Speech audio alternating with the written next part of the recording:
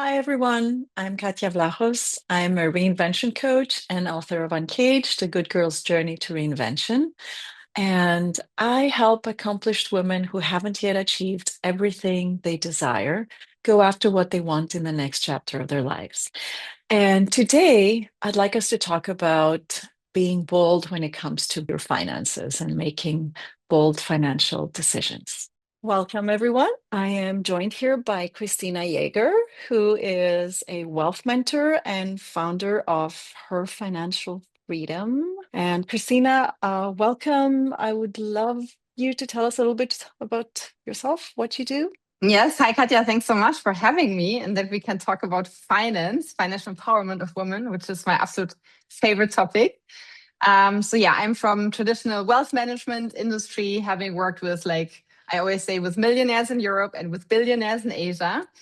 And can you believe it? I also did not manage my own wealth, being in that industry and earning well until I was in my 30s. So now it's on me to share a bit the money secrets that I learned on working with these very wealthy people, right? How can we manage our wealth more successful? And then B, also share simple concepts that are immediately actionable and implementable that I have learned then starting my own wealth journey only when I turned 30, right? So this is basically how I want to reduce the threshold of women talking about finance, women exchanging, women taking bold financial moves. I love your theme of being bold, because in the end, it's just getting informed and then doing. Exactly. And let's not forget, you also have a podcast called Bold, I believe, right?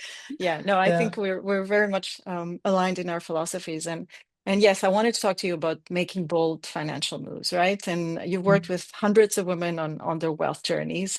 What is a pattern or the pattern that you see most often with, these accomplished, ambitious, successful women, when they finally come to you for help? Like, what do they most struggle with, perhaps? Thanks for asking that, because I feel sometimes a bit like a preacher, you should. And I don't want that at all. Like, we want to make finance fun. Like, you see this color scheme also, like, I want to break out completely of the traditional finance industry and open it up a safe space for women. And I would say it's exactly the same situation as I did. Women wait way too long until usually something happens, and usually something negative happens in their life. So either there's a divorce, finances, suddenly they start from scratch, or there is a death in the family they inherit. Often women also outlive their husbands, right? So we see that a lot. Then it's like, oh my God, I should have. That's what I hear a lot. I should have. Mm-hmm. Or women that are closer to retirement in their mid-50s. And then again, I should have. Now I'm facing this number. I have little time left. I should have. So it's like, don't wait as long as I did. If I would have started 10 years younger, like in my 20s, for example, with wealth building, it's like amazing, right? I would have actually, it's a strange, like it's a not to believe sum. It's like some millions you have more than in your retirement because of the compound effect. So for my niece, for example, she was born last year. We started to invest immediately. We do it once a year. My parents fill it up also during the year. She turned 1 now in this January. We invested again. So she literally has an amazing setup already with 0 years. So that's the optimal time to start. No? That is amazing. Yeah. But what I try to avoid do in Europe. Sorry, exactly. Go ahead. Yeah. What I try to avoid is that there is this moment of like, shock, like something happens, right? And then you initiate. And a client of mine, she said it so nicely. She said, like, she was in her 60s, a pharma career, great wealth building on her own. And then she's like, oh, Christina, I wish I could tell younger women, do it and prioritize it when everything is great in your life. You have a good career, you earn well, because it might change also, and you want to be prepared. But usually we wait until something happens. And just based on my example as well, I also had to have something happen in my life. What happened in my case? Well, I was a client advisor working with these millionaires in Europe, not managing my own wealth. And then UBS, I had the absolute privilege of working with the billionaires, right, in Hong Kong. Like in China, the wealth creation is incredible. So they sent me there. And then I took my pension out of Switzerland. And in Switzerland, you can do that if you move out of the EU, right? And in Switzerland, you have an Right. amazing pension system. So you build quite a substantial amount of wealth. And then I took it out. I'm like, oh, now I have this like big amount of wealth. What do I do with it? This is my pension. And this was my aha moment. And then luckily, I had my partner, my ex-partner, my father, all the experts. I did this literally for my clients.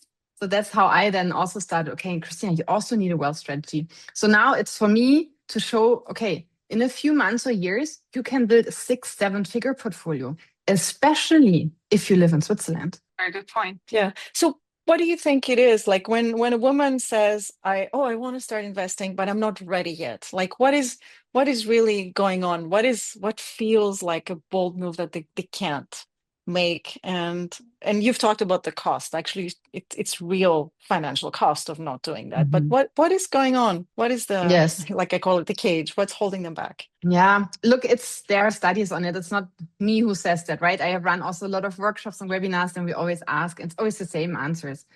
I don't have time. I have other priorities. I don't know enough yet and just don't feel confident enough yet, or I don't have enough money. These are always the same, let's say, So it's excuses. confidence and prioritization. Really, right? I mean, Yeah. like feeling the pain, like they don't feel the pain of not investing, even though it's very real, but it's in the Uh, future or the it's pain, hypothetical. maybe.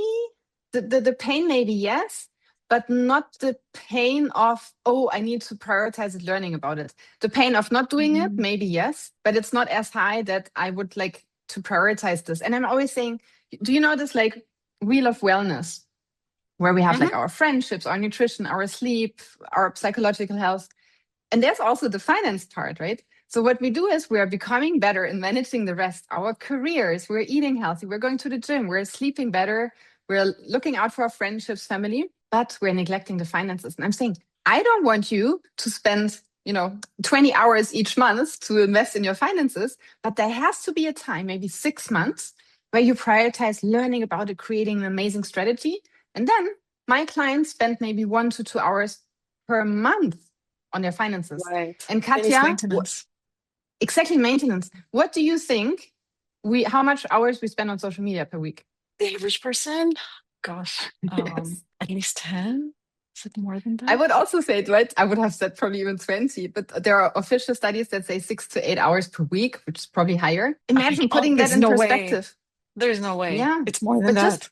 Yeah. It's more than that. And just put it in perspective. We cut out 1, 2 hours per week for a period of 6 months to focus on setting up our whole Yeah, financial we have the future. time. We have the time, right? Because it's optional, like all the social media time, unless you use it for work, but Mm. it's optional. Wow, that's amazing. I'm also shocked that it's only 7 or 8 hours.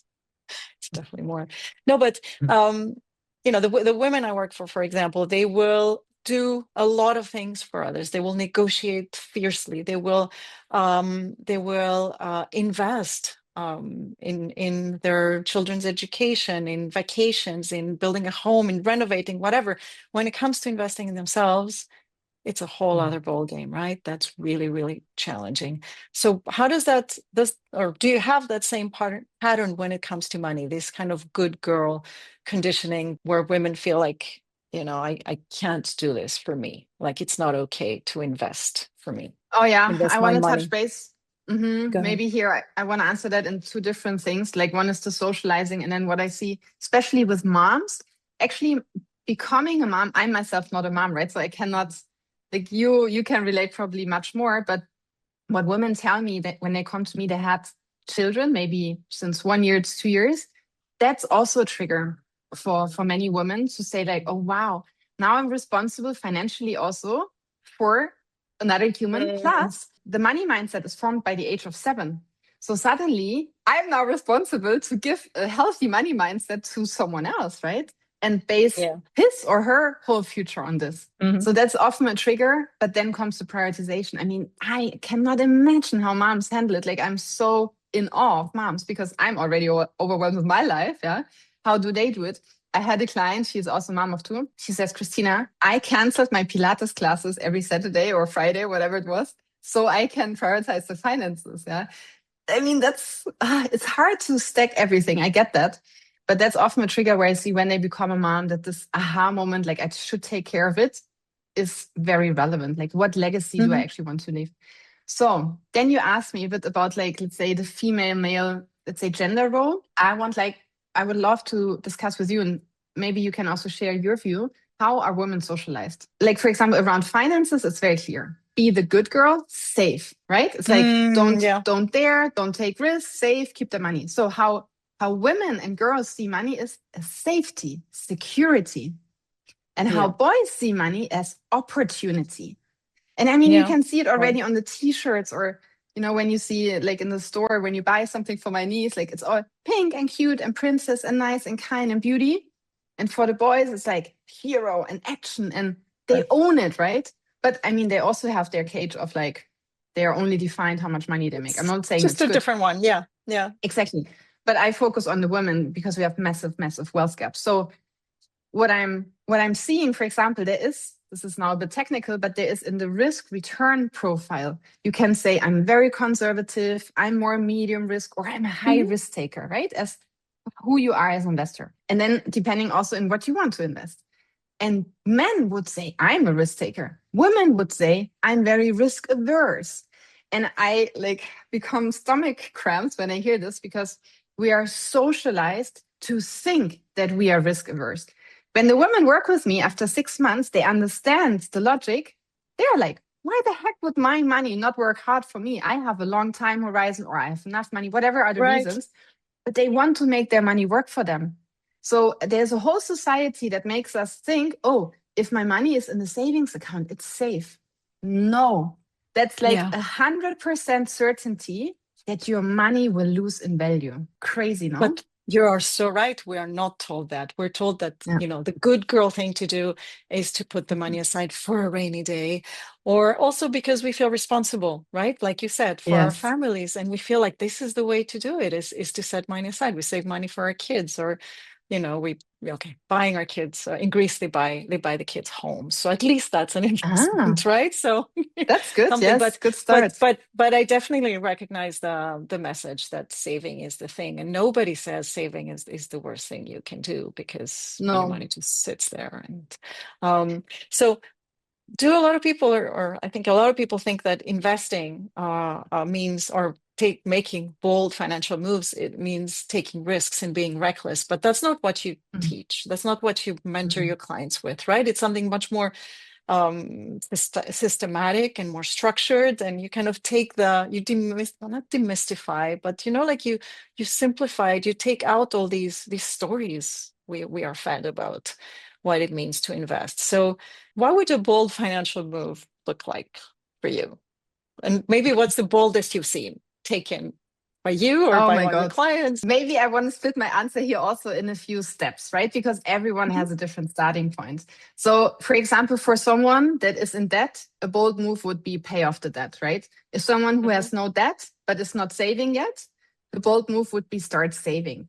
So for someone that has savings, as you said, but the money doesn't work for them, it's just in a cash account, losing to inflation every day. Just making an example, if you put US dollar, like 15,000 in the cash account, 15 years back, how much do you think it's worth now? 15,000 US dollar, 15 years back. How much do you think it's worth? You're going to tell me, right? Do I have to answer? 10. 9. Very good. It's a bit more than 10K. Yeah. So you lost a third of your purchasing power, right? But you don't see it. I've been watching your videos, so I know. Thank you. Very well done. But like what I'm saying is to shock this, right? Your money is losing. Okay. Compared to this, investing might not seem that daring. So then, okay, let's assume you're a person, you have money sitting there, you don't know what to do with it. Then it can be very easy. If you're very, let's say, shy and timid, okay, follow some Instagram influencers, read a book. At the next lunch meeting, ask someone, sag mal, how are you investing? Yeah, tell me. Or how do you ensure you have people are always afraid to ask for numbers if they open up the conversation about money. But there are 1,000 ways how you can start asking someone about money without asking for how much salary do you have or how much money do you have? Which broker are you using? How are you ensuring that you have a good pension when you retire? You know, all these kind of openers that might open up the discussion. So what I'm saying is you can have, do you know this like 1% better rule? You can literally start so small. Like if the topic feels super far away, try to bring it a bit into your life. You don't have to start, oh, today I hear Katja's podcast and tomorrow I'm going to start investing. It's very unrealistic. I have clients that have literally a few thousands or 10,000s up to 100,000, a few million. No one takes a decision from today to tomorrow over 1 million or 500,000. No one will do that. They all start Right. small. So this is what I'm trying to break, to increase these increments from, depending where you start. If you didn't do anything yet, get involved in it. Brainwash yourself on Instagram through books, join communities. We have a free WhatsApp community where we exchange about that. We host webinars, just lose a bit that fear of being part of it. You Right. don't need to take action immediately, but this is already taking action. My clients, they don't see it. Like even my clients who are taking action, they're like, I'm not where I want to be and I'm too slow. I'm like, you take so much time to prioritize this topic. Don't be so hard on yourself just because they may be not immediately starting to invest. You know what I mean? But Yeah. there Yeah. are so many steps before that. So what we are trying to do is we give you a list of Instagram accounts to follow, a list of books that you can read. We have now a market newsletter that is written nice and explanatory way, just make it easy so it can be part of our everyday life. And one point then, of course, like for example, if you would work with me, we create your holistic wealth strategy. That's like then the end game. But before that, there are so many steps you can take to just get started. And if you're ready to invest, you can literally start with $5, literally, if you want. Yeah. Yeah. I'm not saying it makes sense, but you could. No, but you learn how to do it. You learn the mechanics. And you start like progressively taking risks. What I love what you're saying is like first get into the mindset, start speaking the language, start like not Mhm. feeling, so you don't feel intimidated around it. Yes. And then it becomes more natural. And it's interesting, those conversations, because I will start asking these conversations. I'm curious how many women actually do talk about what they're investing and how they're investing and who they're using. I've met a couple, Yes. but it's a really interesting approach because you're not telling exactly people like come and invest right now. It's like ease into it and start with small steps and start with maybe not 5 but start with 100, 100 francs, Yeah, whatever, exactly. and And and it's try okay it to make out. also mistakes with $100, right? That's the difference of men and boys. Like they start maybe a trading portfolio in their teenager times or when they're young 20s. They make some mistakes. There are actually studies that show that women are better portfolio managers, huh? But We're more they, cautious, or we're taking longer to take a decision or make a mm, decision, but then we stick to it. So women yeah. usually try to understand every angle, then they take a decision and then they stick to it. So they don't have a lot of transaction fees. And usually you also get in at the wrong moment and you get out of the investment at the wrong moment. And if you have less transactions, that's actually better for the portfolio. And you asked Mm, about bold moves. And I feel like we always wait for these like massive stories. It doesn't need to be. Like a client of mine, she texted me months after the program.